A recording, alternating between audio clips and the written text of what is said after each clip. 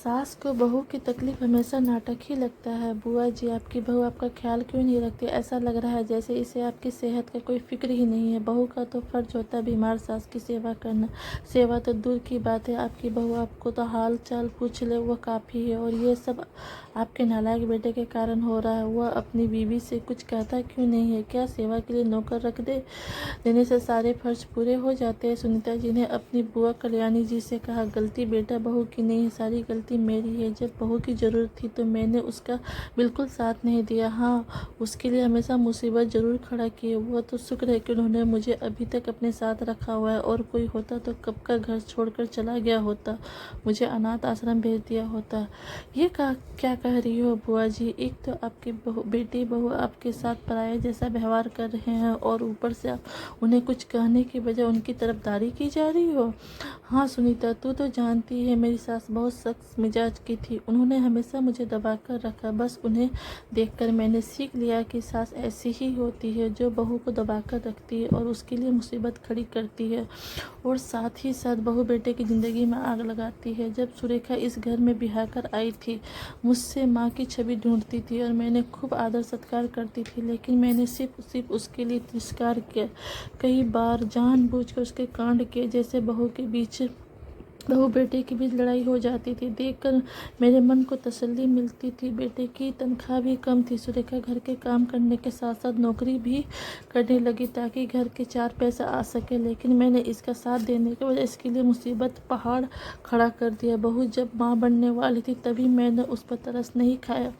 खूब काम करवाती थी और उससे ताने भी देती थी। बहू को बच्चे हुए तब भी उन्हें संभाल हफ्ते भर के अंदर घर के सारे काम कराने लगी। एक समय ऐसा था बहू को दोनों बच्चों को मायके छोड़ना पड़ा, क्योंकि उसके लिए नौकरी के साथ साथ बच्चों और घर को संभालना मुश्किल हो गया था।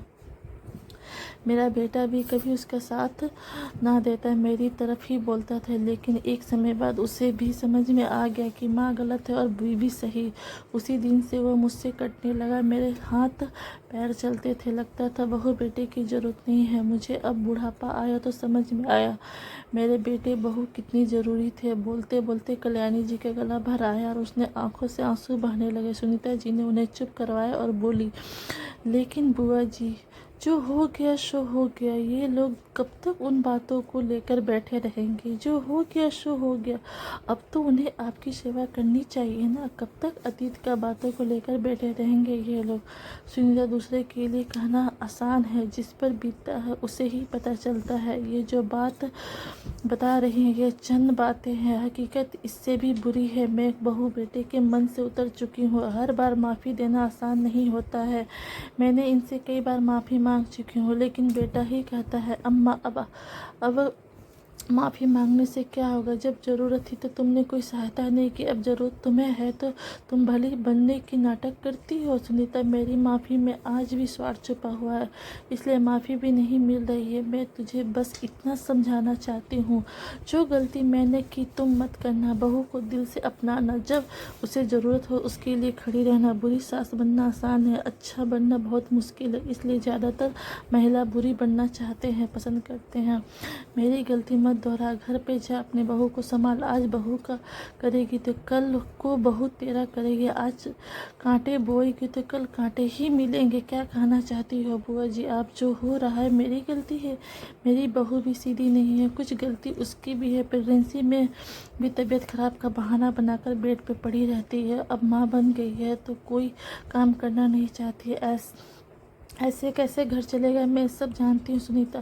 तेरी बहू जब माँ बनने वाली थी तूने एक दिन उसका ख्याल ना रखा, इसलिए बहू मायके चली गई, और जब वो बच्चे के साथ वापस आई थी तब तूने खूब लड़ाई झगड़ा किया, इसलिए बहू नाराज़ होकर मायके चले गए। याद रख, एक बार बहू बेटे के लिए दिल से उतर तो तेरी तरफ अकेली रह जाएगी। तुझे यहाँ मेरे पास नहीं, बहू के पास होना चाहिए। जा अब अपना घर संभाल, वरना मेरी तरह अकेले पड़ जाएगी और बहू बेटे को कोई फ़र्क नहीं पड़ता है। बुआ की बात सुनीता जी तुरंत घर से निकली, और कल्याणी जी की बातों ने सुनीता का आईना दिखा दिया। अब तक बहू के साथ क्या कर रही थी, क्यों कर रही थी, उनका अंदाज़ा भी नहीं था। आज बुआ जी की बातें सुन अपनी गलती समझ में आई। खुद को एक बार बुआ जी के घर में रख कर सोचा, उन्हें काँप गई। वो बुढ़ापा के घर के ऊपर कमरे में अकेले अपने बेड पे पड़ी रहती थी। बहू बेटे नीचे रहते थे, उनके हाल भी पूछने के लिए नहीं जाते थे। एक सेविका थी जो सुबह शाम उनको संभाला जाता था, खाना खिला जाती थी। ना बुढ़ापा में उनसे कोई काम बातें करने वाला था, ना ही कोई उनका फिक्र करने वाला था। जब सोचते सोचते सुनीता जी अतीत की गहराई में खो गई, उन्हें वो समझ में याद आया कि बहू उन्हें खुशखबरी दी तो बहू को कुछ भी पाया पिया नहीं पछता। तो पूरा दिन उल्टियाँ करती रहती, कुछ भी खाती तो तुरंत गिरा देती। कई बार कमजोरी के कारण चक्कर भी आ जाते, पड़ी रहते। लेकिन उन्हें महिला होकर बहू की हालत समझाना होता, उन्हें ये सब नाटक ही लगता। बहू कमरे में लेट जाती, उन्हें लगता कि ये सब काम ना करने की बहाना है। सुनीता जी से परेशान होकर बहू ने अपने मायके वालों को बुला लिया और उनके साथ चली गई। बहू की डिलीवरी मायके में हुई और उसने प्यारी सी बेटी को जन्म दिया। महीने बाद बहू लौटी, तब सुनीता जी के व्यवहार में कोई बदलाव नहीं आया। बहू से सारे काम करवाती, बच्चा संभालने में भी उसकी कोई मदद ना करती। बहू फिर से परेशान होकर मायके चली गई। बहू के जाते ही बेटे ने सारा इल्ज़ाम अपनी माँ पर डाल दिया और उसने बात करना भी बंद कर दिया। कुछ समय बाद बेटे ने किराए का मकान देख लिया और अपनी बीवी बेटी संग वहीं पर रहने लगा। सुनीता जी को ज़्यादा फर्क नहीं पड़ा। उन्हें लगता था कि उनका हाथ पैर चलते हैं, पेंशन आती है, उन्हें किसी की साथ की जरूरत नहीं है। लेकिन बुआ की हालत देख उनके खुद के विचार बदल गए।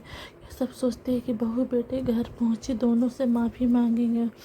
माफ़ी मांगने पर पोती सीने से चिपका कर खूब लाड लटाए। बेटा आना नहीं चाहता था। सुनीता जी उनके साथ वही रहने के लगी।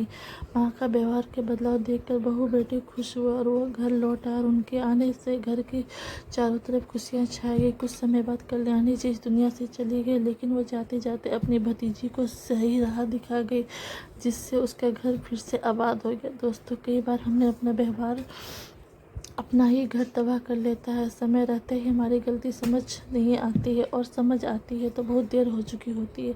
समय रहते अगर हम अपना व्यवहार नहीं सुधारते हैं तो बाद में कल्याणी जी की तरह अकेले रहना पड़ता है। मन पछतावे से भरा होता है। माफ़ी मांगना चाहते हैं लेकिन कोई हमारी बात सुनने वाला नहीं होता। इसलिए समय रहते रिश्तों को संभाल ले, क्योंकि जब रिश्ते संभल रहते तब हमारा जीवन भी संभला रहता है। कहानी पसंद आए तो लाइक करें, कमेंट करें, शेयर करें और नए हो तो सब्सक्राइब करें।